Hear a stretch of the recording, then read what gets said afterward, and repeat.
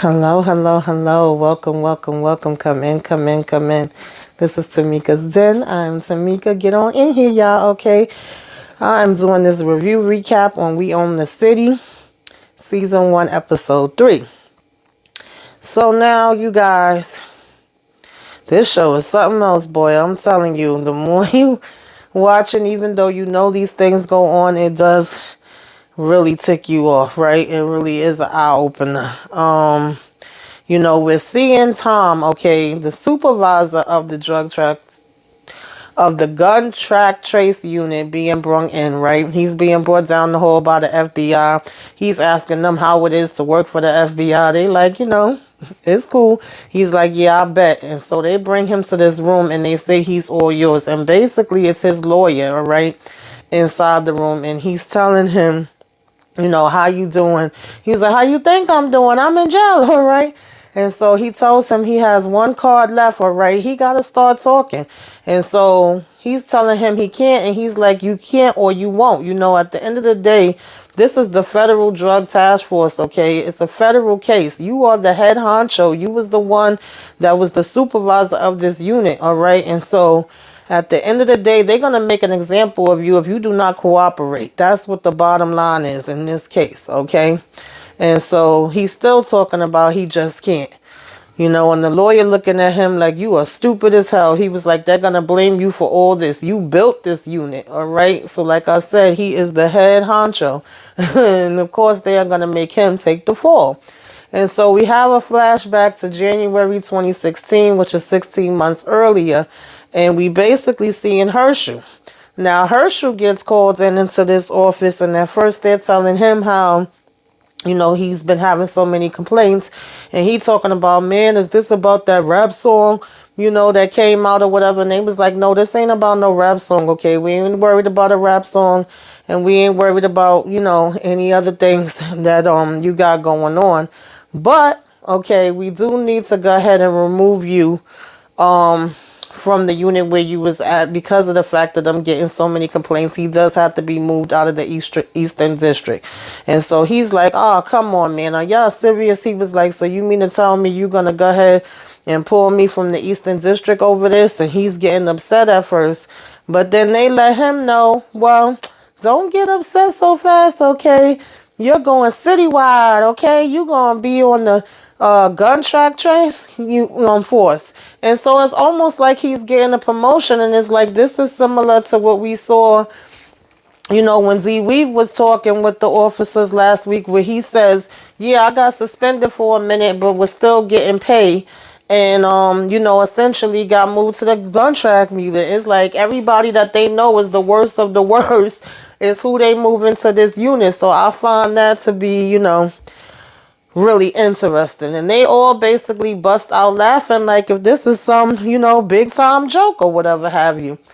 And, acting like it's basically a celebration going on instead of it being something where it's actually an issue that, he's been this cop that has gotten all these complaints.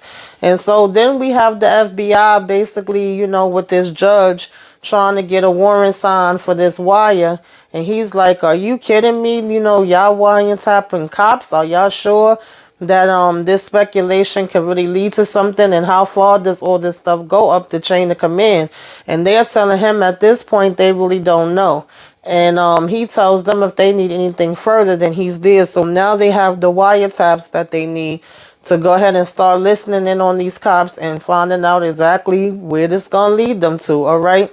And so we see them stopping this guy, Devon, right? At this point, this is now Herschel joined the daggone crew, is the supervisor, is Z-Weave, and his old dog. So basically, they're throwing everything out this man's car. He's telling him he don't have no gun. He don't understand why they pulled him over. His place is clean. His tags is clean. He's like, if y'all gonna arrest me, then arrest me. But, at least let my girl come pick up the car because all our baby stuff is in there. And so, the sarge or supervisor, whatever, sits down and he's telling him, okay, you seem like a good guy and I want to believe you. If that's the case, would you let us go and check your residence or whatever so we can make sure that it's not nothing there, okay? And he's like, just give me the gun and I'll take care of you. And so at first he's still trying to say, man, I don't know what you're talking about. I don't got no gun. And he's still, basically saying that he's innocent and that everything is good with him. Excuse me. And so when the supervisor says, well, can we go back to your residence and check? He actually does let them check. And they tearing this place up. They got him and his girl sitting downstairs in the house. And so then you have Nicole talking to the commissioner again, and he's essentially telling her, the same thing pretty much that he was already telling her. He's saying that, asking her if she's getting cooperation from the people that she's been talking to. He also says if he actually has something substantial come in against one of the cops, then he wouldn't have a problem with enforcing it. But so far, everything that has came in has been where, they take back their testimonies or don't want to testify and stuff like that. And he says at this point, he doesn't even know who he's supposed to be working for. You got one mayor coming in, you got another mayor coming out and all of that kind of stuff. And so he says, but having said all of that, he do still want to do his job. And if he can make changes, then that's still what he's there to do. So, on one hand, he's acting like he's all down and he wants to make these different changes. And he's heard, the rumors about different things that's going on. But on the other hand, he's basically coming off like, oh, well, my hands is tied. There's only but so much that I could do. And, that's pretty much that, right? That's what we getting from him. And so, for all he knows, they could end up saying, screw him in 6 months and all this different kind of stuff. But he does supposedly, according to him, want to turn the department around if he's still given the opportunity. And so, like I said, you have them here tearing this house up. You got Devin down in the living room with his girl and the babies. And all of a sudden, they're saying it's clean, it's clean, it's clean. But then they like, yeah, man, we finally found the loaded pistol. And so he's shaking his head and he telling the girlfriend, don't say anything. And he's like, baby girl, just be quiet. Everything's going to be okay. And just still telling them to sit there. Then they come and they say, any cash? They say, no, it's not no cash, but check the dresser. And so when he looks into this other part, they basically are saying that supposedly they found another gun there too. So now this is 2 guns. And so they like, okay, cool. Basically telling them to still keep looking. And then they like, all right, we got 2 guns or whatever. That's good. So they go ahead downstairs, but Sarge is still there in the closet, okay? And we seeing him taking something out first. I couldn't tell what it was. But it basically ended up being rolls of money, all right? But when Herschel come and ask him after the other 2 stepped out, or, do you see anything else? He's saying no. And when he leave, he basically, take all of it. And so the lawyers actually asking him about that because apparently the FBI knows about this one too. And he basically admits to the lawyer, like, yeah, on that one I got greedy, okay? The other guys didn't even get none of that. He basically just took it all for himself and said it was nothing else up there. I say, ain't this something? So, anyway, y'all. The lawyer lets him know, like, well, your co-defendants are talking, okay? That must be how they know about this, and that's part of what the problem is, all right? And so then we basically get to a scene right behind that where it's all 4 of them in the car. The supervisor, Sarge Tom, is ordering food, and they sitting there talking about, let me get a 6-piece combo and all of this different kind of stuff. And then he's like, you got 6-piece money? And they was like, yo, as a matter of fact, wasn't it any money or stash or whatever the case may be at the joint? And then, the Sarge talking about money, and he was like, yeah, money from the daggone, sweep we just did or whatever the case may be from the raid. And so he was like, yeah, here's your money, how much money you want? And of course they start making jokes and, trying to make it, like change the subject or whatever and be sarcastic and stuff like that. And then he gonna talk about some, oh, if it was money there, they would have got some of it that he always shares. And so Herschel gonna talk about some, yeah, the Sarge is like, was spread it like fertilizer. And then he talking about, yeah, spread it like Gondo's girl's ass. And then Gondo talking about some, yo, chill, I'm still on the phone. And he's like, oh, you still on the phone with her, my bad. And so basically he just made, like I said, jokes out of it and changed the subject so that way he wouldn't have to give them none of the money. In the meantime, they have the FBI listening in on the calls, but the call that comes through was basically just his girlfriend going off on him. And so she's like, of course they have to put that as non-pertinent, but they like, we gonna listen for a minute just so we could hear, what I'm saying, her getting on him because she didn't show up for something and he's in the doghouse with his girlfriend. So they was actually being nosy for a minute longer than they was supposed to on the call or whatever have you, right? And just saying that like I said, she's busting his balls, and we hearing him say how it's a war in the city, and they have to bring all the guns and snatch all the drugs and all this stuff. And so one of the FBI agents says to the other one to hear him say it, he's a hero. And so she basically goes walking out.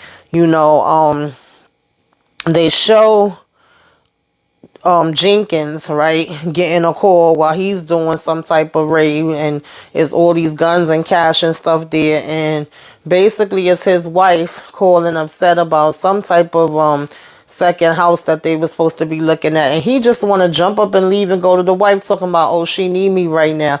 And his Sarge was like, no, you put on your grown man pants, all right, you can't jump up and leave or whatever the case may be. He said F her needs. He was like, get your damn behind back over here and finish packing up this stuff to take. And so then we have Jenkins standing on this long line where everybody's bringing in whatever different stuff they got, evidence. And he's getting pissed off like, oh, I can't be standing on this long line. I got stuff to do. And they like, we all got stuff to do. And him and this cop basically just was having banter back and forth between them where they could tell that, Jenkins think he's all that. He think he's supposed to be more important than everybody else. Then his sergeant basically comes and lets him, skip the line, talking about, come on and follow me to the front of the line. Just put everything that's there, and I'm gonna take care of it for you. Go ahead home to your wife, Mr. Family Man, okay? And he's like, thanks, Sarge. So then he leaves. You have Sean, of course, still trying to work this murder case and find out, what information that they have on that. And he went to this precinct and he basically had recognized one of the guys that was working there. And he was like, oh, you here now? And the guy was saying, yeah, that he got moved because he didn't like, what was going on, I guess, in the other area that he was in. And he basically tells him about this young cop that was on the case that he's looking to speak to.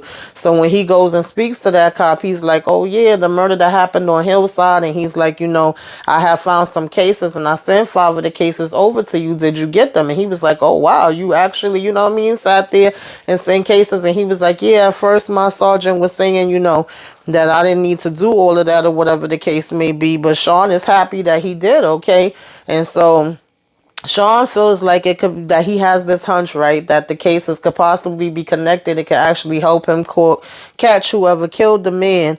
And then he tells him, well, I could take you over to the scene and show you, where I found the cases and what the area was and all of that. So Sean is like, okay, cool, yeah, he's happy with the fact that this young cop is willing to help him, all right? And they go ahead to see what, if anything, they would be able to find out.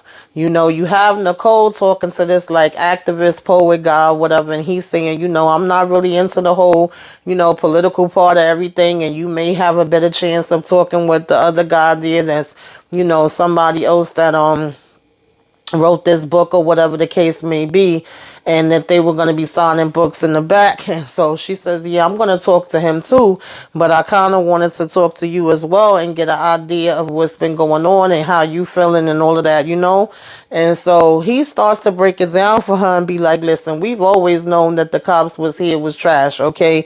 But after Freddie Gray, the world got to see how trash they was. And he says, the mayor makes it seem like she's trying to help, and the commissioner make it seem like his door is open and you could always go to them or whatever the case may be. And she was like, you can't. And he was like, well, I'll tell you what, he don't never answer the phone. He was like, it's been plenty of times that I called and nobody don't answer. So as much as he want to be like his door is always open and you could always come to him, saying that is one thing, but of course action speaks louder than words, and the actions is just not happening. All right. And so he was saying that you can't clean the city with dirty water, or you can't clean any floor with dirty water. And she said that dirty water could still put out a fire. And he said, baby, not these Baltimore fires, okay? And so he basically broke that down for her. You have Jenkins see these two guys outside their house, and he was telling them like, oh, you gotta move, you gotta get off the streets or whatever the case may be. And the guy was saying like, this my house, I'm staying on my porch. And so they had drove away. But then when Jenkins see that they didn't move right away, he told the guy to do a U-turn, comes back and was like, see, I tried to be nice. You can't be nice with y'all. Now you going to jail, okay? And he's basically like, excuse me for a minute, y'all, sorry. He's basically like, now you going to jail. Well, Jenkins proceeds to be in his ass. I'm like, really, Jenkins? Beat the mess out of this man, okay? And so his partner actually had to pull him off of him. And he was like, see, I told you to go in the daggone house and you should have listened or whatever. So now when he goes back to work, he gets called in and they're like, you messed with the wrong ones this time. You messed up. They telling him to close the door. He asking them what's going on. This is Jenkins basically being called into his superior's office. And he was like, you had the nerve to get into something and make these people move from their own porch while they sitting out drinking beers. So he was like, I told them to go in. He was like, no, they got a legitimate complaint. You messed up. And so all of a sudden, Jenkins talking about, well, maybe I went too far. I'm so sorry, because they was like, you could lose your job over this shit. He was like, lose my job? He's like, hang on. Maybe things got a little bit out of hand, but I was just, basically trying to make sure that everything was all right. And they shaking their heads, but the next thing you know, they start laughing. And he's like, oh, man, come on. Y'all just messing with me. Y'all pulling my leg. He was like, come on, Sarge. They was like, man, Wayne, calm down. Don't worry about it. You're an earner. You work your behind off, so we will always protect you. So it's literally like y'all created these monsters. And he gonna talking about some old thing that you gotta do is make sure that going forward, when you writing down your report, you always make it seem like it was a threat to you and it was a threat to your life. You never mention any threat to your safety, and that's where you messed up. That's always the standard that anyone is looking for when you see these kind of reports, and to make it seem like the officers is in serious danger. I said, wow, these people is something else, baby. And so he talking about, okay, Sergeant, no problem. I'm going to fix that up for you, So then we have the FBI basically get a call where they hearing Gondo on the phone with this girl. She's literally telling him over and over where he got to look, what that is going to be a couple of blocks, and telling him the address. And he was like, it's going to be a white boy and his girl or whatever the case may be. He got money on him and he got a gun, like giving him the whole layout. And so the FBI lady calls up her partner asking him where he at. He say he at this rib place, okay, eating him some lunch. And she like, well, how fast can you get over here? Because Gondo and them are literally doing a raid of a car right now. And so he get over there and he watching the whole daggone thing. First, they still can't find the gun, but the girl continuously telling him, I'm telling you, he do have a gun. He always keep it in his right side of his coat pocket. And he's like, he don't got on a coat, he just got on a shirt. You even see at one point the daggone cop D-Weave gonna pull out money from his jean pocket and put it in his pocket, like literally just stealing straight out of his jeans. And so when Herschel gets out, he's checking the trunk, and what do you know, they end up finding a small gun. They like jackpot or whatever, and talking about, oh, the gun is so cute or whatever. And they said, oh, she talking now. And they was basically like, oh, you in big trouble, okay? And his girlfriend calls him stupid, and he was like, yeah, she's right, you are stupid. But they don't know that the FBI is literally sitting there watching them, and will have it all playing out right in front of their eyes, okay? And so the cop, basically took Sean to the crime scene, right? He's showing him where the cases was. He's showing him the grandmother that didn't want to talk to him. Sean sees this girl walking past and was like, you live at this house, and basically got her name, which was Ebony, and was asking her, her boyfriend's name and all of that. And she's like, am I arrested or not? And he was like, no, you're not. She was like, okay, then I don't want to talk to you no more. Okay, goodbye. And so then they go in, and grandma does speak to them for a minute, but she still ain't really trying to hear it. She's like, you know how long I've been living here? We was one of the first black families to move in, and it was beautiful back then. A lot of people probably wouldn't think that it was beautiful, but it was. And she was saying how, her husband, who's actually deceased now, whatever the case may be, was living there with her, and he was a good man, and he was in the military, because Sean brings up, that they're both from the neighborhood. They both work the neighborhood. They're good men as far as him and the officer, and that another good man is the one that got killed, that he's trying to find out, who murdered them or whatever, and he was saying it looked, he was a clean brother, like the one that's on that wall. He was like, was that your husband? And she said, yeah, that's my late husband or whatever. And he was telling her he was in the military too. And so then she loosened up just a little bit, and she was like, okay, I will tell you one thing, all right? Because he was like, we just need a little help. We ain't trying to have you come to court or none of that. We just need to know if you know anything about this shooting. Any little thing will help, okay? And so grandma spills just a little tea for them, okay? And says, Miss Arlene got this grandson, all right? And he is the damn devil, okay? A true devil. And she was like, that's all I'm going to say. He was trying to get something else out of her. And she was like, nope, I said that's all I have to say, okay? And so they had to take that and go ahead about their business. You then have Nicole sitting with these union reps, and she's trying to get to the bottom of this. She's like, everybody I speak to don't really want to talk about nothing. And the reason why we got brought here in the first place is because of all these cash payouts that y'all got to do. So he was like, oh, just because, we put in our cash, that don't mean nothing. She was like, no, but it's still cash settlements nonetheless. And it's a whole lot of them, all right? And so basically the union rep is saying to her, they're going to rep their people no matter what and all this other stuff. She's asking them, did this police work slow down because of Freddie Gray? Because at the end of the day, now the violence is up and the arrest numbers are down. And so he was like, well, the union doesn't endorse, job action anyway. Excuse me. Then she basically was asking, if y'all know that a cop is doing something that they shouldn't be doing or whatever, do you feel like there should be anything done to them because of that? And he says, yeah. She was like, but have you ever done it? And they got quiet on that part, because of course they haven't. You have Jenkins go to this barbecue where Herschel and some of the other cops is at, they grilling steaks and they got drinks, they got beers, they smoking cigars. And so they basically making fun of Jenkins because, he's coming and they're like, listen, you ain't put no money in on this. Where's your money? And he patting his pockets, and they like, anybody that got to pat their pockets is basically broke. But then when he sees steaks, he's like, okay, well, maybe I will go ahead and put something in. And he acting like he got, some other money that's his secret little stash tucked in his shoe or whatever have you. And so he was saying that part of the problem is that they be buying all these expensive drinks or whatever. He was like, shit, you get more messed up off of, the cheap ones anyway. And that when he buy his, beers, he spend like $20, and that's enough for him to be drinking all week. And so he was like, yeah, what's Pat Ron anyway? Talking about Patron, y'all. So basically, of course, they start making fun of him in the way that he's saying Patron. And he's like, oh, I was just joking. I'm just messing with you. Of course I know how it's pronounced or whatever the case may be. I wasn't serious. We then see him just basically driving drunk, throwing back beers while he driving, jump out, go to his friend that's the bell bondsman. The friend telling him how he helped him and he looked out for him, and they was giving him a hard time for him to get his license and stuff to be a bells and bonds in the first place. And Jenkins is telling him how he believe in second chances, and he was like, yeah, amen to that, all right.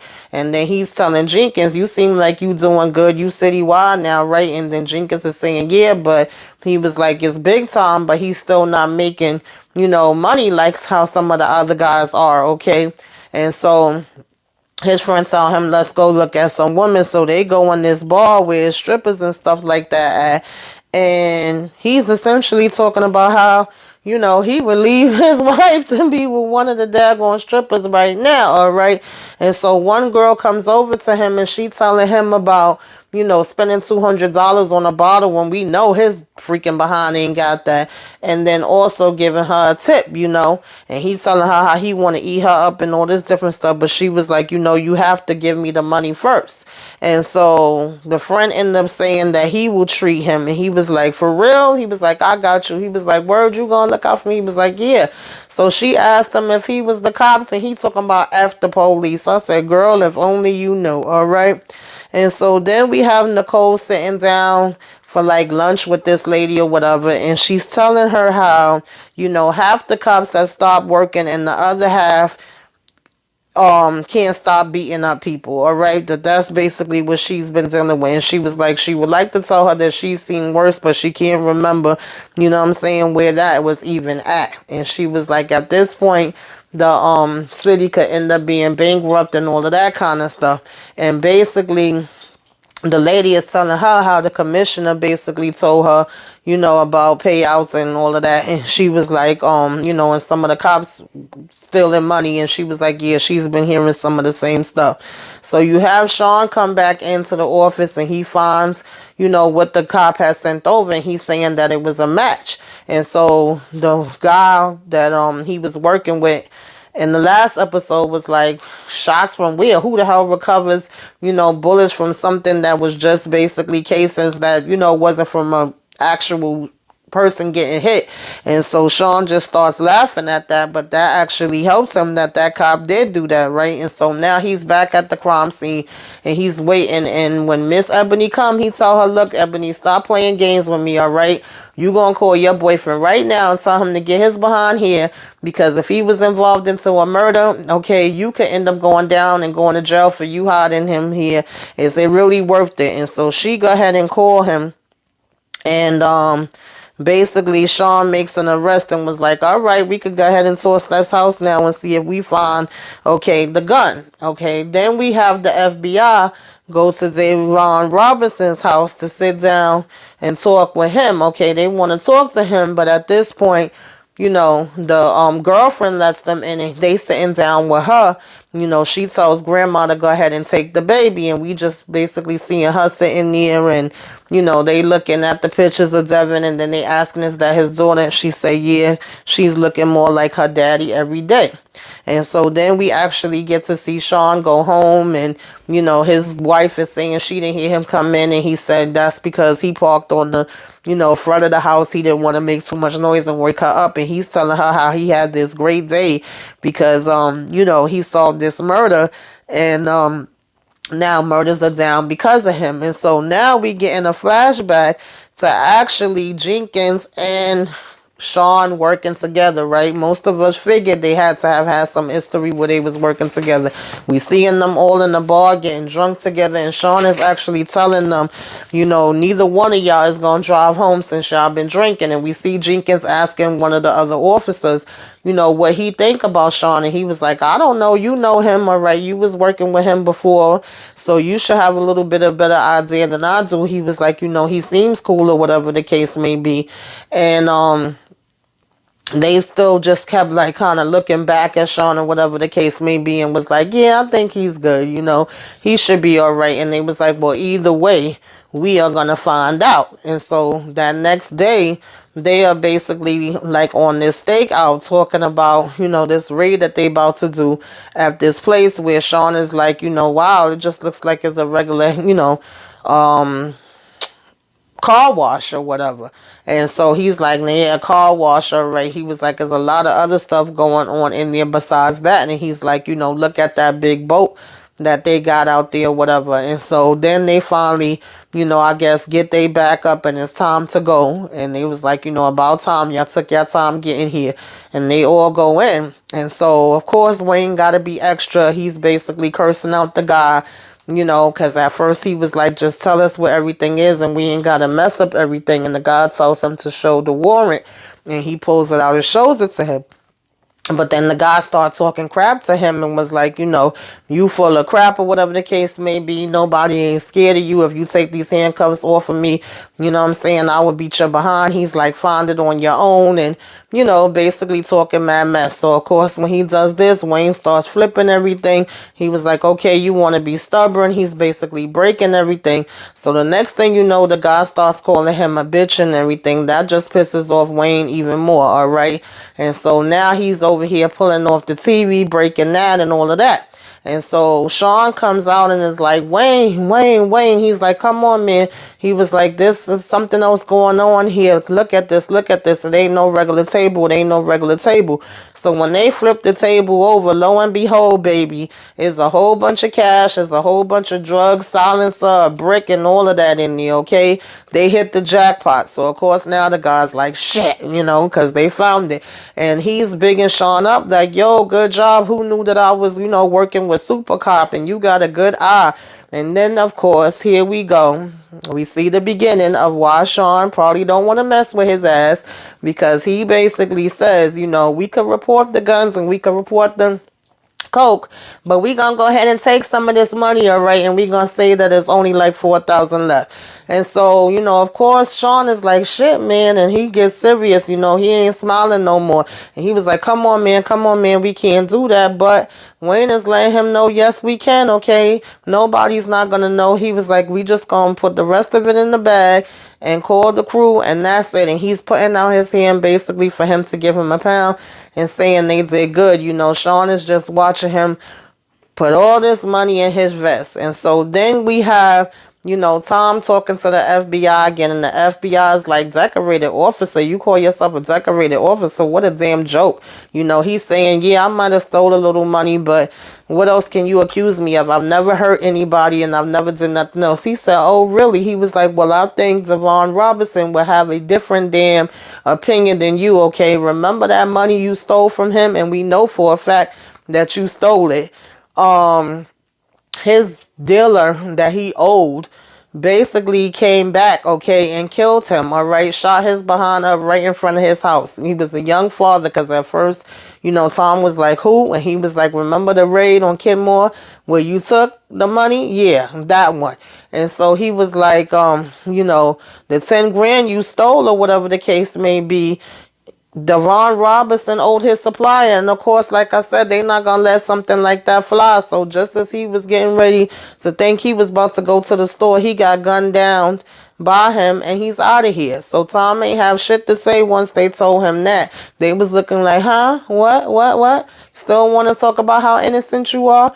And so his lawyer basically turned and told them, let me go ahead and talk with my client. And they basically was like, okay, and got up to walk out, and we see that Sean and Jenkins was basically, chilling in the car. Jenkins still drinking. Every time you see him, he drinking. And he tries to slide Sean some money, and Sean is still saying, man, I don't know. And he's like, you earned it. What don't you know? He was like, man, come on. We don't make that much money. God forbid we could have got killed. If we get killed, our families don't get money like that. They can't eat the damn medals they give them. That ain't gonna do nothing for my kids. He was like, we don't make enough money every 2 weeks. So in other words, why shouldn't they take a little extra, when they can find it? We got drugs off the street. We got guns off the street. This is what he tells himself to make himself feel like what he's doing is not wrong.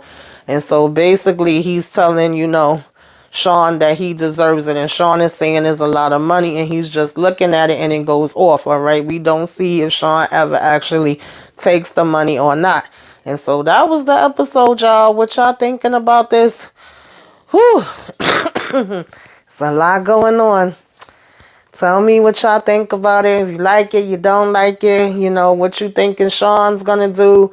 What you think about Wayne Raggedy Behind and Herschel Raggedy Behind? Put it all in the comments. Let's discuss. Okay, like, share, comment, subscribe. Till next